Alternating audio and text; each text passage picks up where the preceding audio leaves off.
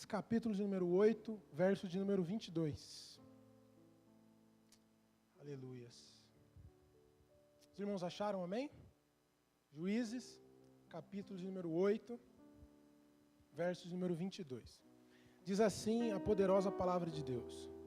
Então os homens de Israel disseram a Gideão: domine sobre nós, tanto tu como teu filho e como o filho dos teus filhos, porquanto nos livraste das mãos dos midianitas. Agora eu gostaria do lado aí, capítulo 9 de Juízes, verso número 5 em diante. Juízes, capítulo 9, verso de número 5 em diante. Amém? E veio à casa de seu pai a Ofra, e matou os seus irmãos, os filhos de Jerubaal, 70 homens, sobre uma pedra. Porém Jotão, filho menor de Jerubaal, ficou, porque se havia sido escondido. Então se ajuntaram todos os cidadãos de Siquém e toda a Bet-Milo, e foram e levantaram a Abimeleque como rei, junto ao carvalho alto que está perto de Siquém. E dizendo Jotão, disse, perto do monte do cume de Gerezim, levantou a sua voz e clamou e disse: ouve a mim, ó cidadão de Siquém, e Deus ouvirá a voz. Verso número 8. Foram uma vez as árvores a ungir para si um rei, e disse-lhe a oliveira: reina tu sobre nós. Porém a oliveira disse: deixaria eu a minha gordura, aleluias, que Deus e os homens em mim prezam, iria labutar sobre as árvores?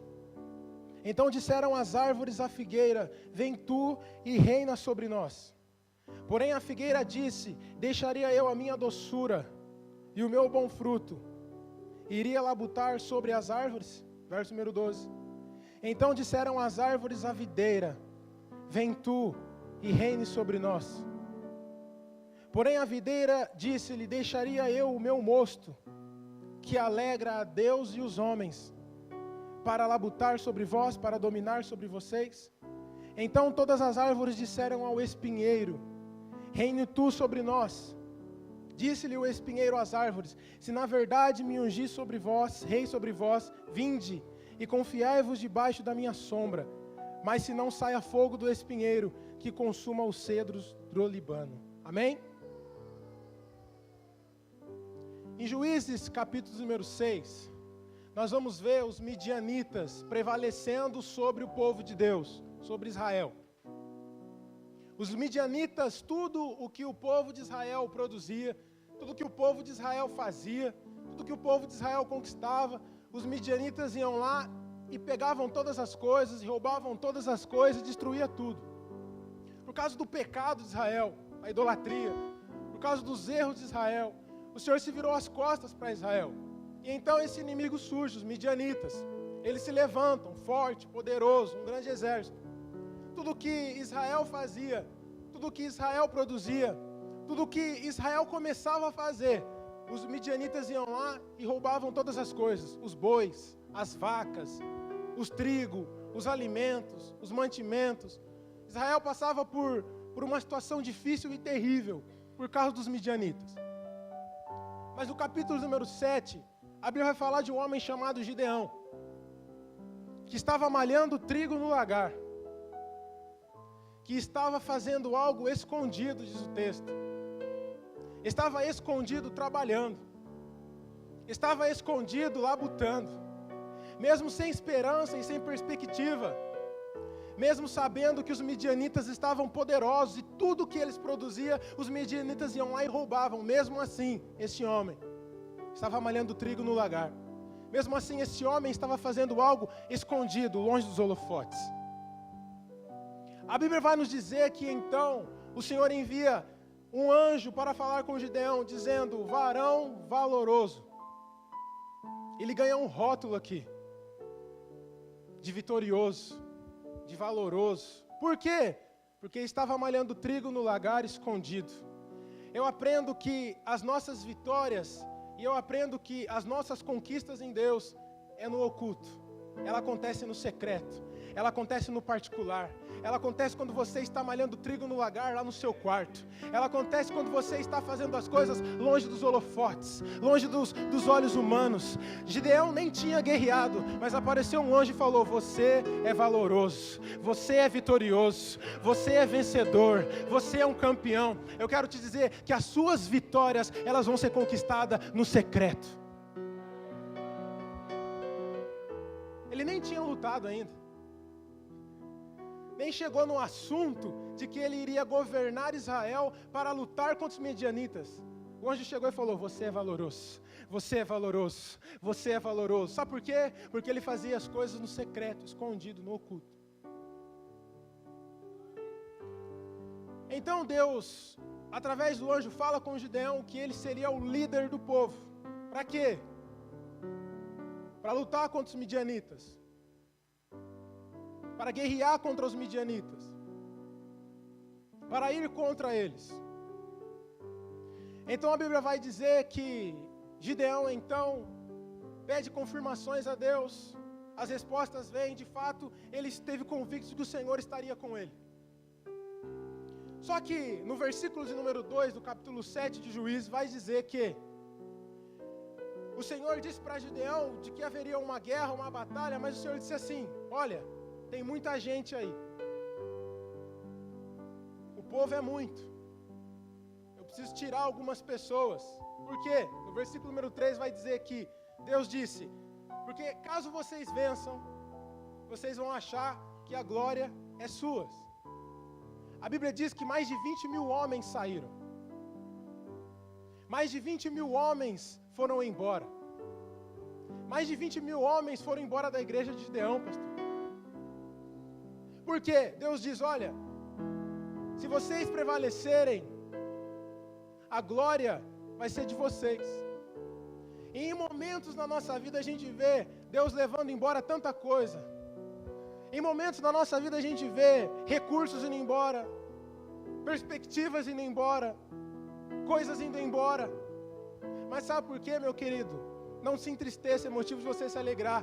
Para que quando a sua vitória e a sua bênção chegue, você não tenha outra coisa a dizer: a glória é de Deus, a glória é de Deus, foi Deus quem me deu, porque não tinha como, eu estava sem recurso, eu estava sem nada, mas isso foi o Senhor, isso foi o Senhor, a glória é de Deus. Deus é de Gideão: olha Gideão, eu preciso tirar pessoas daí, para que a glória não seja de vocês. Para que vocês não achem que vocês ganharam na força dos seus próprios braços.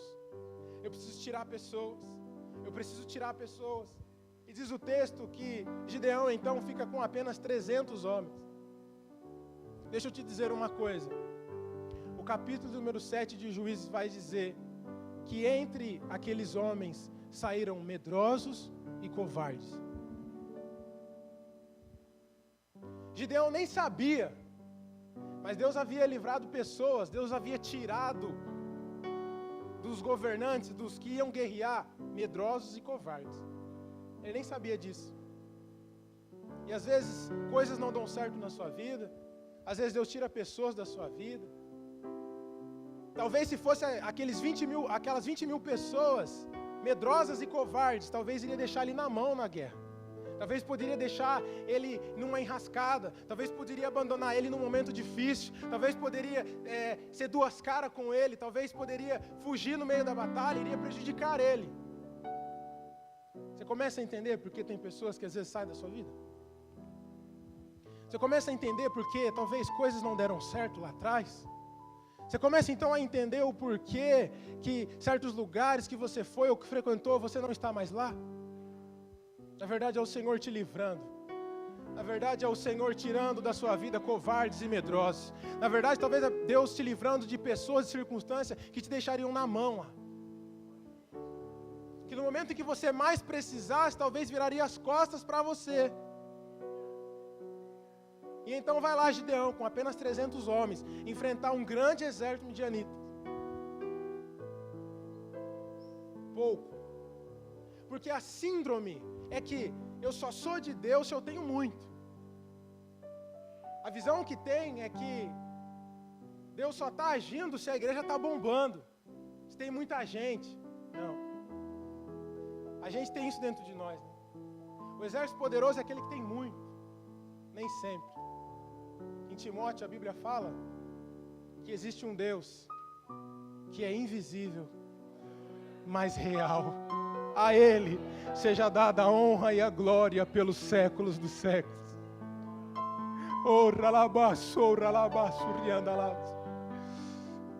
Com apenas 300 homens então, eles vão até a guerra, eles vão até a batalha e são vitoriosos. Deus concede a eles a vitória.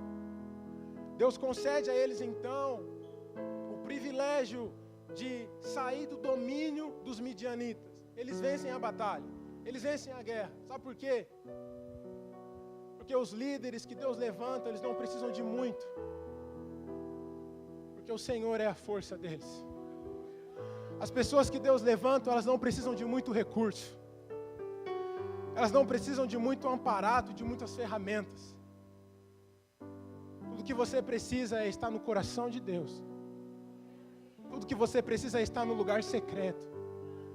Tudo que você precisa estar é no coração dos céus. Após essa grande vitória, o povo de Israel chega até Gideão e diz assim: Gideão, texto que nós lemos, Juízes, capítulo 8, versículo 22. Gideão, domine sobre nós. Eles queriam ungir Gideão como rei, após a batalha.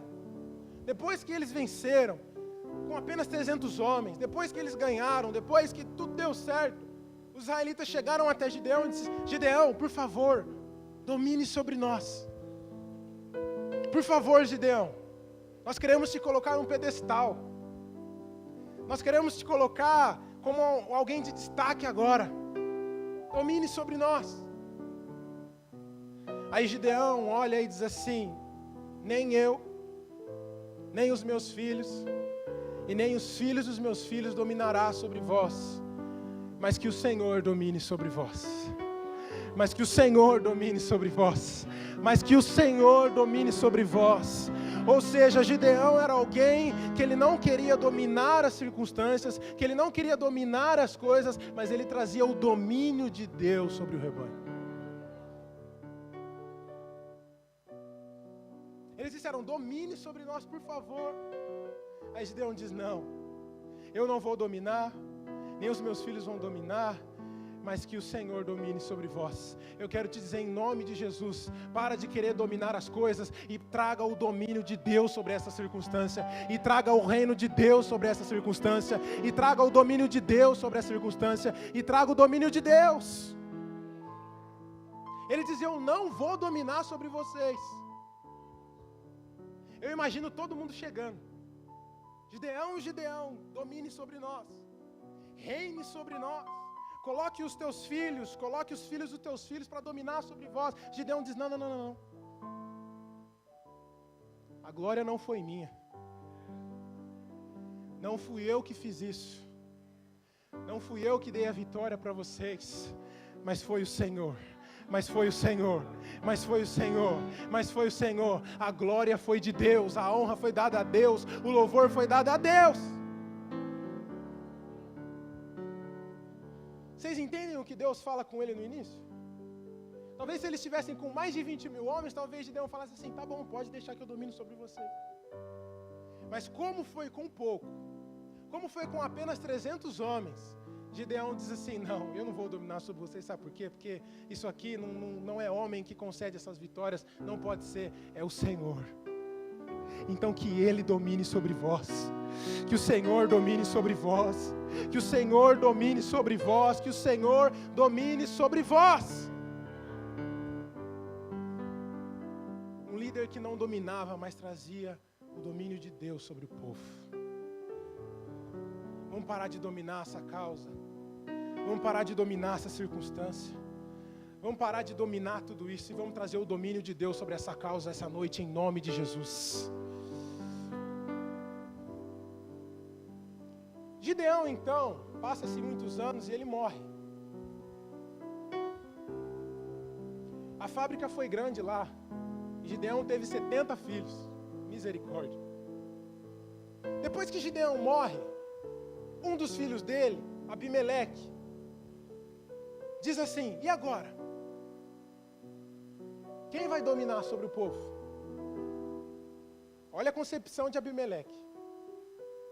O pai dele diz que nem ele dominava, nem ele era o rei, mas quem era o rei era o Senhor. Chega o filho dele, Abimeleque, e diz assim: e agora, como é que vai ser? Quem vai dominar? Quem vai reinar? 70 homens vão reinar sobre vocês? Não é melhor que um homem só reine? Líderes que querem se estabelecer.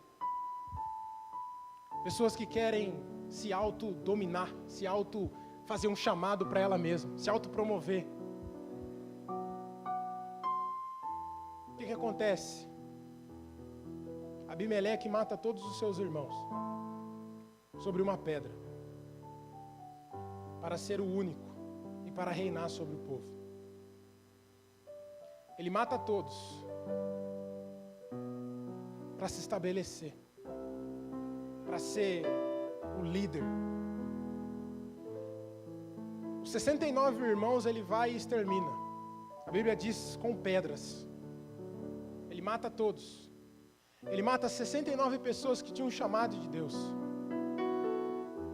Ele mata todos os seus irmãos em prol de uma posição, em prol de um destaque, em prol de ser líder. Só que a Bíblia vai nos dizer que o irmão menor de Abimeleque, o menor da casa, pastor, o menor da casa, Robert, você lembra disso? O menor estava escondido. O menor da casa não morreu, porque o Senhor escondeu ele, o nome dele era Jotão. Abimeleque tinha convocado homens levianos, diz o texto, homens ociosos, para matar todos os irmãos dele. Convocou pessoas, convocou um exército para sair matando todos os seus irmãos, para sair à procura de todos os seus irmãos, para sair à caça de todos os seus irmãos e exterminar todos. Mas a Bíblia diz que um homem estava escondido numa caverna, o nome dele era Jotão, ele não morreu, ele estava vivo porque o Senhor estava aguardando todo esse tempo. Jotão estava escondido, Jotão estava guardado. Talvez quiseram te matar, não é? Talvez falaram mal de você. Talvez quiseram te jogar lá para baixo. Talvez quiseram destruir a sua família. Talvez quiseram destruir o seu chamado. Mas eu quero te dizer que você não morreu e nem vai morrer, sabe por quê? Porque você está escondido, porque você é a geração de Jotão, porque você está escondido, porque você está escondido. Deus diz: ah, Elias, você está todo preocupado, eu ainda tenho 7.000 guardados, eu ainda tenho 7.000 escondidos. O Senhor está te escondendo e sempre te esconderá. É por isso que você não morreu, é por isso que você não morreu, é por isso que você está aqui todo inteirinho, porque o Senhor te escondeu.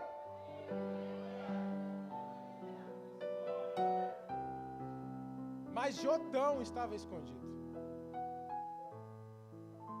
Sabe o significado da palavra Jotão? Jeová é perfeito. O significado da palavra do nome Jotão é Jeová é perfeito. E sabe, nós estamos aqui pela graça de Deus. O Senhor tem nos escondido esse tempo todo, não é porque nós merecemos, sabe por quê? É porque Jeová é perfeito.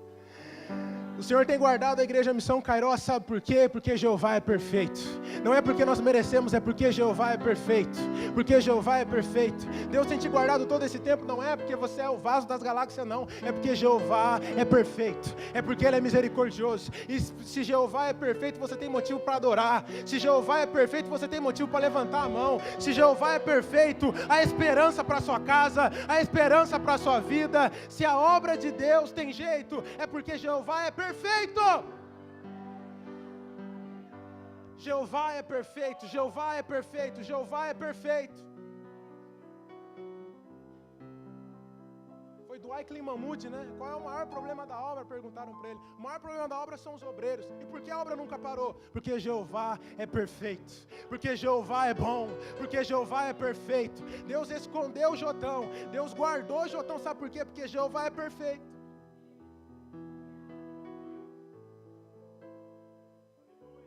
Que você desfrute da perfeição do Senhor essa noite. Jeová é perfeito. Se anima, porque Jeová é perfeito. Talvez a situação está difícil. Talvez você vê morte para um lado, morte para o outro. Talvez você tenha medo. Eu não tenho dúvida que Jotão teve medo de morrer. Eu não tenho dúvida, talvez, que Jotão ficou desesperado, ficou apavorado ao ver a circunstância, ao ver todos os seus irmãos morrendo. Mas eu quero te dizer uma coisa: Jeová é perfeito.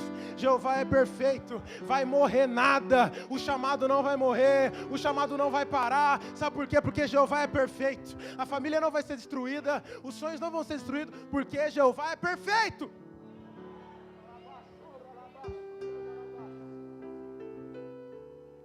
Jeová é perfeito. Eu acho lindo isso. O Senhor escondeu Jotão. Eu acho lindo, o Senhor guardou ele. O Senhor guardou o chamado dele. O Senhor guardou a obra que tinha na vida dele. Tantos ataques, tantas coisas ruins sobrevieram, tantos ventos, mas o Senhor guardou ele. O Senhor escondeu ele esse tempo todo. O Senhor escondeu ele por anos. Por anos Jotão ficou escondido. Por anos Jotão ficou guardado. Por quê? Porque Jeová é perfeito. Porque Jeová é perfeito. Porque Jeová é perfeito.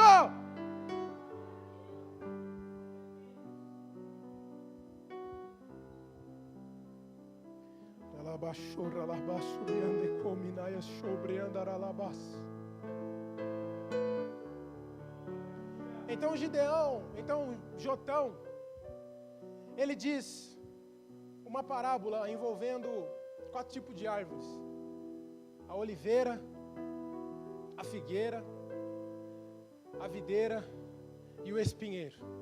Eu gostaria rapidamente de falar um pouco as características do que nós devemos ser. Acompanhe comigo o verso de número 7. Verso número 8. Foram uma vez as árvores para ungir para si um rei, e disseram à oliveira: reine tu sobre nós.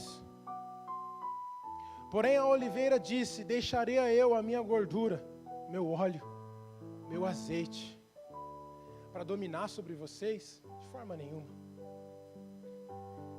Gostaria de falar aqui sobre uma árvore chamada oliveira. Algo que nós devemos ser. Eu pesquisei um pouco sobre a oliveira. A oliveira é uma árvore que ela permanece. As folhas dela dificilmente caem. Tem uma na Europa que tem mais de 2.800 anos.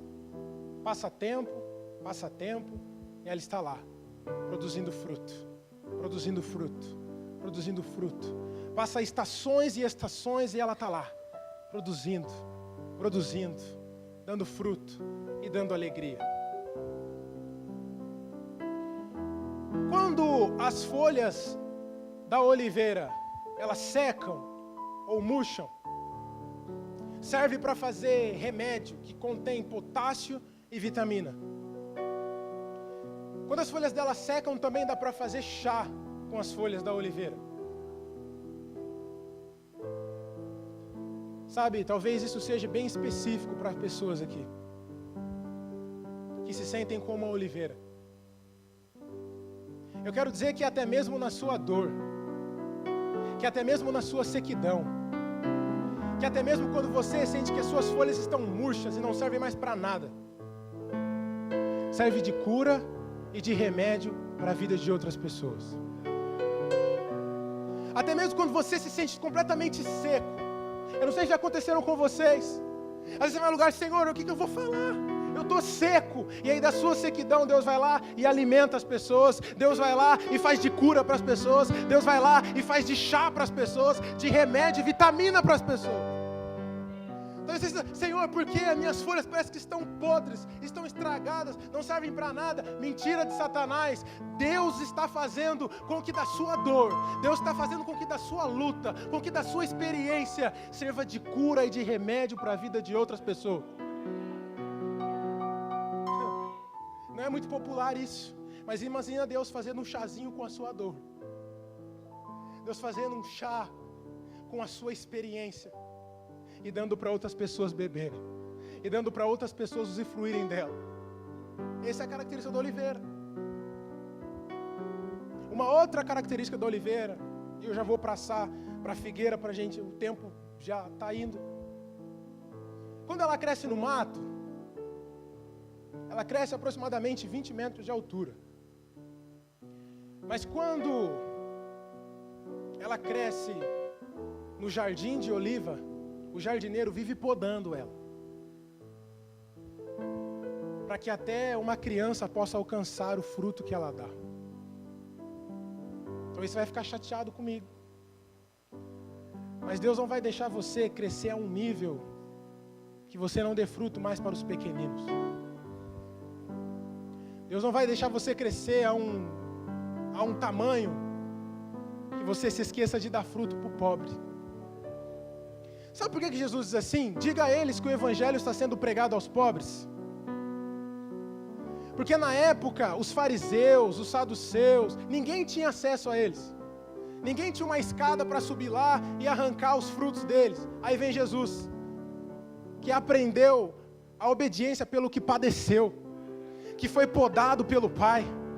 Aí Jesus vai lá e prega para o órfão, e prega para o pescador, e prega para a viúva, e prega para o coletor de impostos. Ele dava fruto, ele era oliveira, era podado. Pelas feridas de Jesus nós fomos sarados. Nós somos embaixadores de Cristo, nós somos imitadores de Cristo. Pelas suas feridas as pessoas são saradas. Esse é o trabalho da oliveira. Eu fui pesquisar no Google uma foto da oliveira, que eu nunca tinha visto. Parece que o tronco dela, ela nasceu sofrendo, árvore feia. Homens que são como oliveira são homens de dores. Crescem gemendo e pagando um preço. A oliveira produz um azeite. O azeite fala da unção. O azeite fala de algo. Você se sente que as suas folhas estão secas e estão murchas, e paulada para um lado e paulada para o outro. Você nem sabe, você está produzindo a unção. Você está produzindo óleo, você está produzindo azeite. Eu quero dizer, oliveira, não pare. Nós precisamos daquilo que vai ser gerado através da sua vida.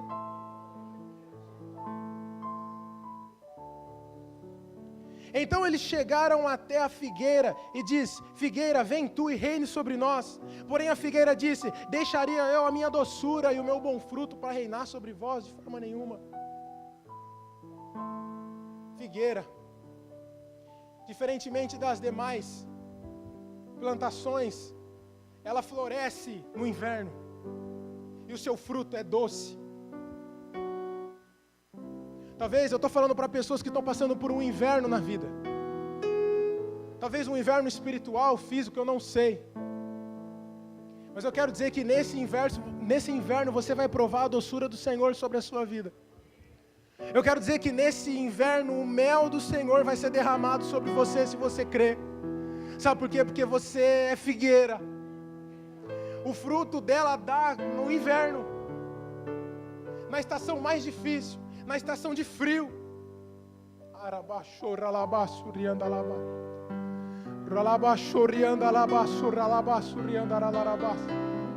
Experimente a doçura do Senhor aí. Experimente a doçura do Senhor aí. Experimente a doçura do Senhor aí. Que o mel do Senhor seja derramado sobre a sua vida. Que o mel do Senhor seja derramado sobre a vida de pessoas que estão passando por um inverno, que estão passando por tempo difícil. Eu quero dizer que é esse o tempo de você provar a doçura do Senhor. Isso se você crer, isso se você tomar posse, isso se você glorificar a Deus. Deixa eu concluir. Então elas vieram até a videira e diz: videira, domine sobre nós. A videira respondeu: deixaria eu meu mosto, a minha alegria, que alegra a Deus e os homens, para dominar sobre vocês de forma nenhuma. Pessoas que querem ser como videira, que dão alegria, que produz alegria. E eu fui pesquisar um pouco sobre a videira também. Para estar aqui preciso estudar, não sou que nem eles não, estudar e muito. E eu achei algo muito interessante. Antes da videira dar o seu fruto, antes dela produzir o seu fruto, os agriólogos chamam de seiva. Quando ela está só nos galinhos, ela ainda não brotou. Na germinação dela, ela extrai água da terra. E a ponta do galho começa a pingar. Está lá entre parênteses, o choro da videira. É chamado de seiva.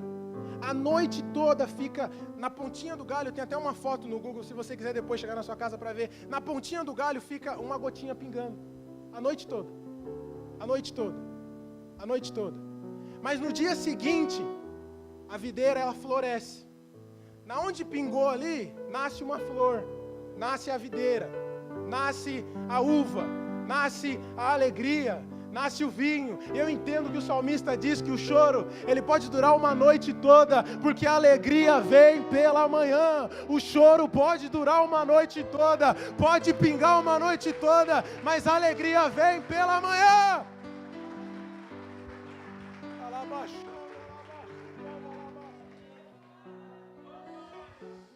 Querido, você é videira, querido, você é oliveira, você é figueira, as coisas acontecem na sua vida e você não entende, você não sabe, a alegria vai vir, o choro produz a alegria, o choro produz a alegria, a tribulação produz experiência, você precisa entender isso, querido.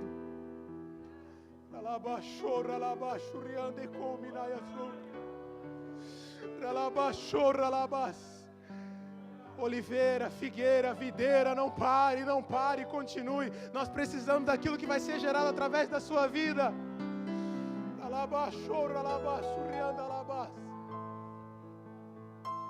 O choro pode durar uma noite toda, mas a alegria vem pela manhã.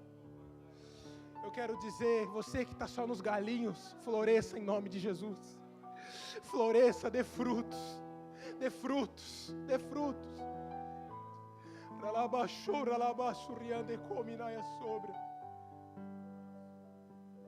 Então elas vieram sobre o espinheiro. Quem é o espinheiro? Não dá fruto.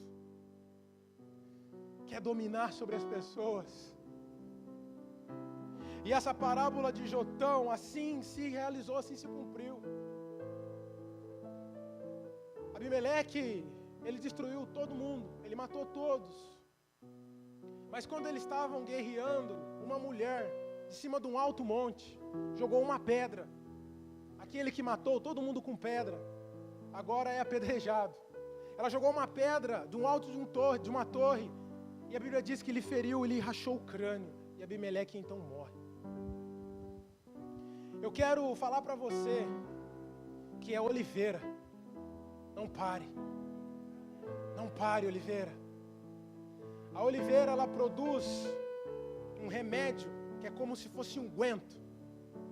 É uma árvore que não é muito atrativa, é uma árvore que não aparenta lá muitas coisas, mas serve de cura e remédio para a vida de outras pessoas. Serve de consolo para outras pessoas. Serve de chá, de remédio, gera vitamina e potássio na vida de outros. Às vezes é por isso que você se sente tão assim. Deus está extraindo algo de você que você nem sabe. E eu achei tão interessante que quando a folha está seca, sequíssima, ela serve para um chá. Ela serve para chá. Você está se sentindo seco. Mas nessa sequidão Deus vai produzir algo sobrenatural na vida de outras pessoas. Quero que vocês coloquem de pé em nome de Jesus. Chegaram até Gideão e disse: Gideão, domine sobre nós. Domine sobre nós, Gideão. Aí Gideão diz: não. Nem eu e nem meus filhos vai dominar sobre vós, mas que o Senhor domine sobre vós. Trazia o domínio de Deus sobre a causa. trazia o domínio de Deus sobre as circunstâncias. Nessa noite é tempo de nós trazermos o domínio de Deus sobre as causas. Não querer dominar as coisas, não querer tomar conta das coisas, não querer fazer as coisas do nosso jeito. Não. Traga o domínio de Deus em nome de Jesus. Ei, Figueira, está passando por um inverno aí? Passando por um inverno aí? Você vai experimentar nessa noite a doçura do Senhor sobre a sua vida, se você crer. Você vai experimentar o mel do Senhor sobre a sua vida. Você vai estar passando por um inverno e as pessoas dizendo, meu Deus, parece que não está passando luta, parece que não está passando nada. Não. É porque você experimentará da doçura do Senhor, da doçura dos céus. Mas era para estar sentindo tudo amargo? Não. Que a doçura do Senhor venha recair sobre nós essa noite. Ei, videira, está chorando? Deixa eu te dizer uma coisa para você guardar nas tábuas do teu coração. Você que chorou, colheu, plantando. Você que plantou chorando, vai colher sorrindo. Você que plantou chorando, vai colher sorrindo. Você que plantou chorando, vai colher sorrindo. Eu quero chamar aqui você à frente, que se identificou com alguma coisa dessa palavra, para nós orarmos aqui, para nós levantarmos um clamor a Deus. Eu quero dizer que você não vai parar em nome de Jesus. Eu quero dizer que você não vai parar em nome do Senhor Jesus. Ei, Jotão, você não vai morrer não, Jotão. O Senhor está te escondendo. O Senhor está te escondendo. Mas você fala assim, não, mas a luta não passou. Mas no meio da luta Deus está te escondendo. Deus está te guardando. Deus está te protegendo. Deus está cuidando de ti. Falaram mal de você, não é verdade? A psicologia diz que a pior agressão não é a física, é a verbal. Fica no coração. Você nunca mais esquece. Mata dia e noite. A física, uma hora ela vai passar. Agora, aquilo que as pessoas falam, não. Você vai dormir pensando naquilo. Passa meses, você está pensando naquilo ainda. Mas eu quero te dizer em nome do Senhor Jesus Cristo. Deus está te guardando, Jotão. Deus está te guardando. Você quer receber oração? Vem aqui na frente para nós orarmos.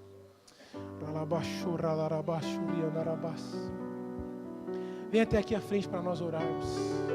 Quero dizer que você não vai parar em nome de Jesus. A obra que Deus tem na sua vida ela é eterna. Eu quero te dizer que este é apenas o seu caminho, não é o seu destino. Vai mudar, vai passar, é apenas o seu caminho. O seu destino você ainda não viu. O seu destino você ainda nem sabe como que é. Eu quero dizer para você que se sente como a oliveira. Parece que Deus arranca coisas de você, parece que Deus vive te podando. Parece que Deus te poda, mas sabe por quê? Porque Ele quer que o seu fruto esteja a nível acesso de todo mundo. Jesus era como a oliveira, padeceu, sofreu, agradou a Deus moê-lo, agradou ao Pai podá-lo, porque o fruto dele era para todos, o fruto dele era para o pobre, era para a viúva, era para a mulher que todo mundo queria apedrejar. Ele era como oliveira, ele era como oliveira. A oliva produz azeite, a oliva produz guento, é por isso tanta luta, tanta prova. Você nem sabe o que Deus está gerando em você. Você que se sente como Gideão, vê mais de 20 mil pessoas indo embora, vê mais de 20 mil pessoas partindo. Você com apenas 300 pessoas para guerrear, eu quero dizer, você não precisa de muito, porque o Senhor é a sua força, porque o Senhor é quem te guarda, porque o Senhor é quem te garante a vitória. Quem diz que você precisa de recursos, quem diz que você precisa de ferramenta, quem diz que você precisa dele ou dela, você só precisa estar no coração de Deus. Você só precisa estar no coração de Jesus.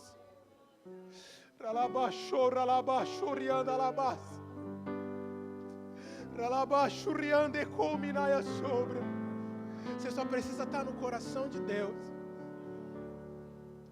O anjo chegou até Gideão e disse assim: você é um homem valoroso. Sabe por quê? Ele estava malhando trigo no lagar. Ele estava fazendo algo no oculto.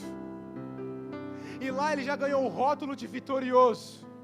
Quando ele estava no oculto, quando ele estava orando no quarto, quando ele estava fazendo o que ninguém estava vendo. Nós precisamos de vocês, a igreja precisa de vocês. Senhor, em nome de Jesus, eu quero orar aqui, Senhor, por esses que vieram aqui à frente, os que estão também na nave da igreja. Senhor, eu quero levar o princípio que Gideão levou, que levava o domínio de Deus sobre as coisas. Pai, eu quero entregar, Senhor, tudo diante das Tuas mãos, Senhor. Senhor, essa palavra foi para pessoas aqui que se sentem como oliveira, Jesus. Que se sentem podadas todos os dias. Que se sentem podadas todas as horas. Elas nem sabem, Deus. Mas é o Senhor quem está podando.